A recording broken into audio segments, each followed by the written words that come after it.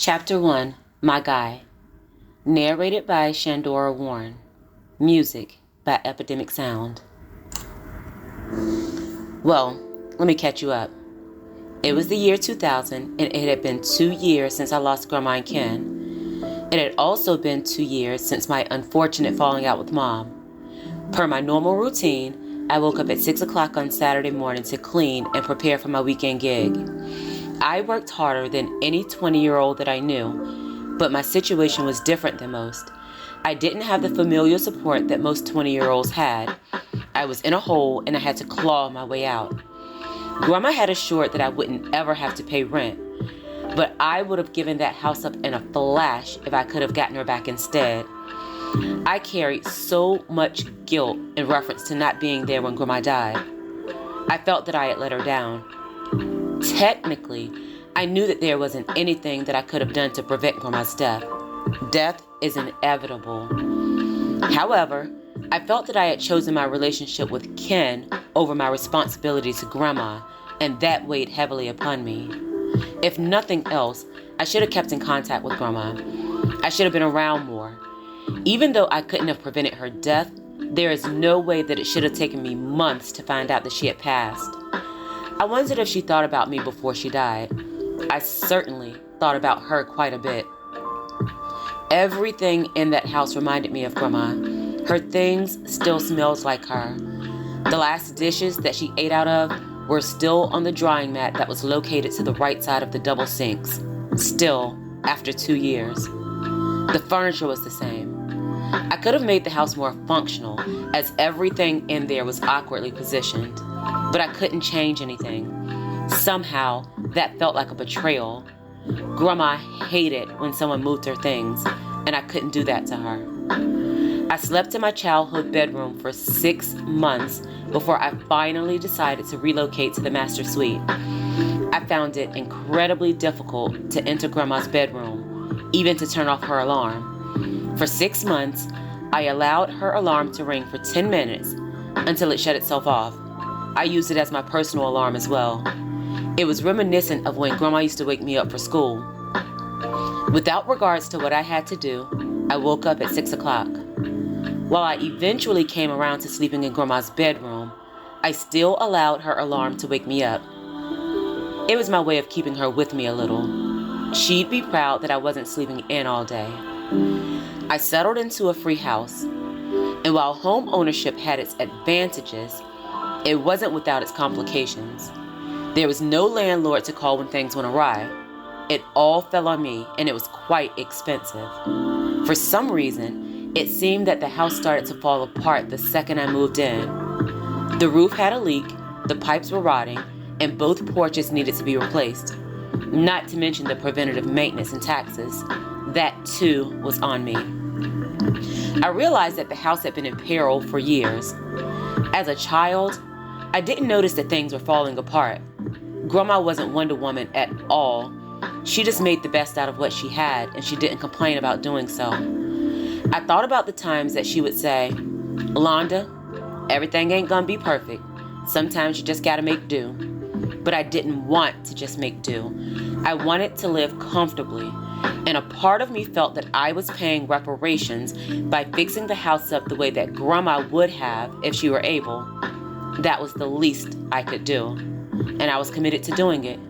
Grandma was the most consistent catalyst for my guilt, but it wasn't just her. There was so much more to feel guilty about. It seemed that I was always benefiting from my betrayal. Ken assured that I didn't have to worry about transportation. I thought about him a lot when I sat behind the wheel of that car. I kept the tape that he purchased in the car's cassette player. It was Where Do Broken Hearts Go by Whitney Houston. I often played that song and reflected on the day that Ken got arrested. I replayed the look on his face over and over again, and it always brought me to tears. Technically, I got Ken arrested. As an additional gut punch, I had received a financial benefit from having done so. None of that was planned, but that fact did not absolve me of my guilt. I felt solely responsible for Ken's incarceration, even though he'd obviously had the biggest part to play. But that's how my mind worked. I struggle with my feelings about Cassidy as well. I couldn't have taken her with me, as Mom and Ron wouldn't ever have allowed me to do so. I didn't necessarily feel guilty about leaving her, but more so about the possibility that she'd feel that I'd abandoned her. Neither Mom nor Ron were particularly attentive towards Cassidy. I'd had several dreams that she was being emotionally and physically neglected. I imagined Mom and Ron banishing her to her bedroom with no affection or human contact. The thought of that was terrifying to me, and it prompted me to create an avenue to be present in Cassidy's life.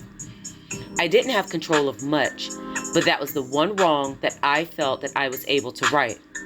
I was still concerned about her, but I did what I could, and that allowed me to sleep a little more peacefully at night.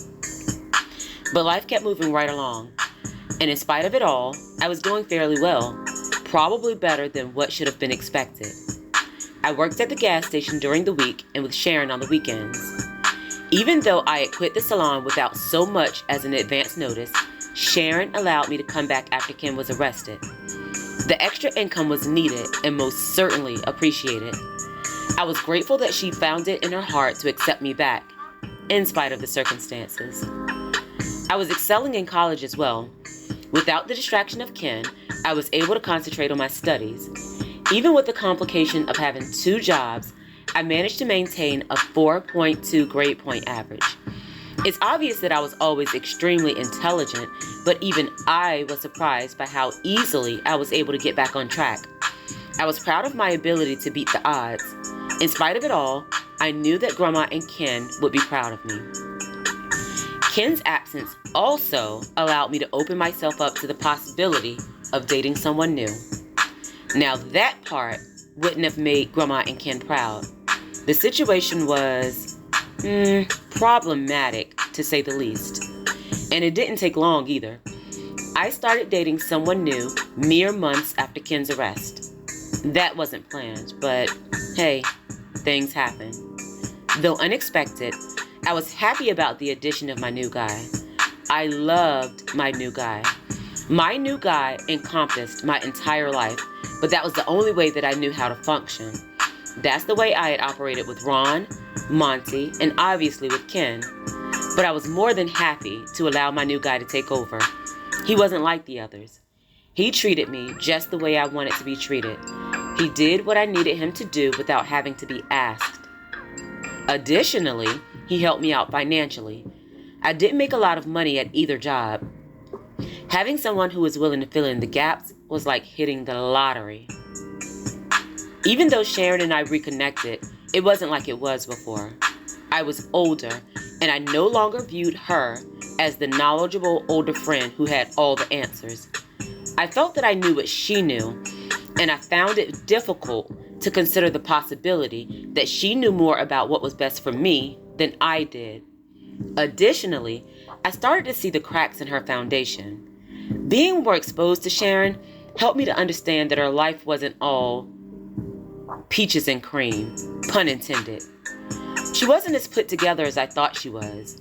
If she couldn't manage her own life, why should I allow her to try to manage mine? I didn't find it necessary to bring her into every aspect of my life anymore, and so I didn't. I had been dating my guy for 2 years, and I never really discussed him with Sharon. She always said that I moved too fast, and I preferred not to have that conversation with her for a variety of reasons. But her claims weren't completely without merit. If you've paid attention to my patterns of behavior, you're probably aware that I'm known to participate in unhealthy relationships. The situation with my new guy, it was no different.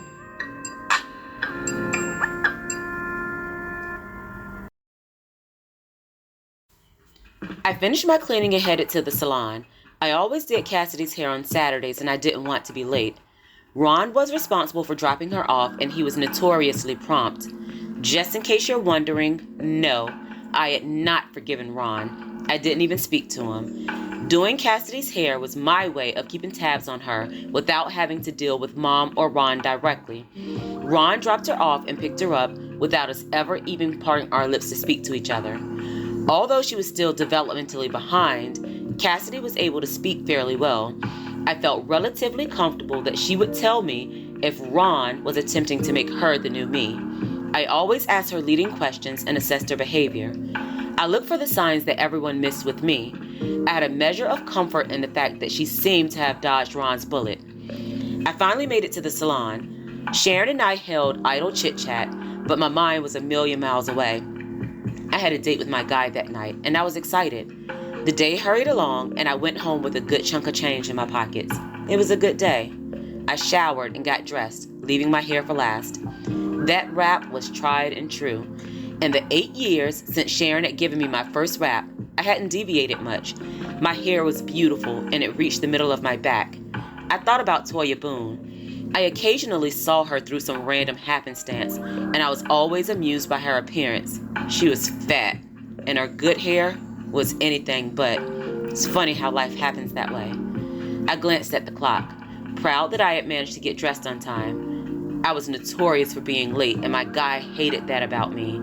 He never argued about it, though. He'd say, "You're going to be late to your own funeral, little girl." My response was always the same. "You just make sure you're on time, and if you show up with another woman, I'm going to haunt you both." I loved our playful banter and the way we bounced off of each other. After the dysfunction of Ken, my new guy was like a breath of fresh air. It was 7:30. He would be there at any moment, and I wanted to look good for him. I gave myself one more detailed look over. I looked good, and I knew it. I knew my new guy would appreciate my effort as well. He was a lover of beautiful things, and he always made sure to let me know that he was impressed.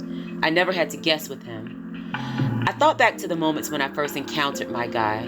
When we first met, nothing in me would have imagined that we would be together. I guess Ken was right to be concerned about him, but that's a different story. My new guy and I enjoyed a wonderful night. We went to see a popular movie that was out at the time. In the movie, the main character was stranded on a deserted island with no form of human contact. The water reminded me of Ron's spot in the woods, and that irritated me. I hated the water, and I hated that movie. Present day, I still hate that movie. Hurt makes you carry things in ways that you wouldn't ever imagine. After the movie, we went to an amazing restaurant. We ended the night by going to a 5-star hotel and having 5-star sex. My guy wasn't handsome. Well, not by my usual standards, but he was good to me, and I was a sucker for that. Dealing with Ken had given me a very narrow perspective of relationships, but my new guy was completely different. He showed me a new side of life, a good side. The next morning, we ordered room service and had breakfast in bed. We had sex a few times, then it was time for me to go home. If you're wondering, yes, I'd started enjoying sex by that point. My new guy knew exactly what to do, and just as Sharon had told me years prior, sex was much better once I found out what I liked. My new guy showed me what I liked, and there was no going back after he figured it out for me. I remembered the girl who couldn't understand why any woman would voluntarily have sex. Who would have known that I would become a person who felt incomplete without it? I enjoyed having sex with my new guy, but it was really more about him, just as it had been with Ken. My new guy was an animal.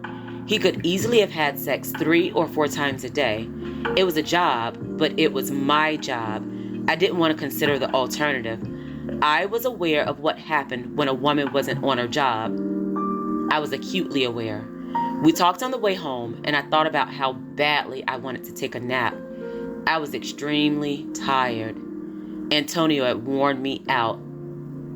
Yeah, Sharon's Antonio.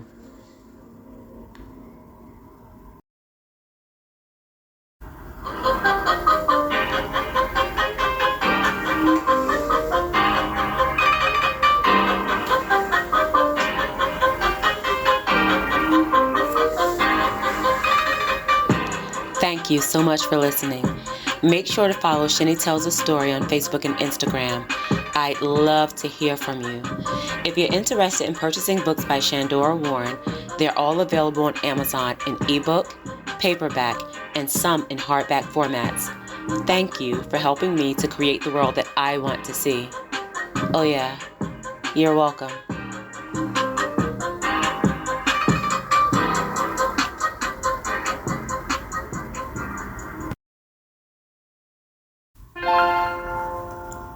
Shine, little girl.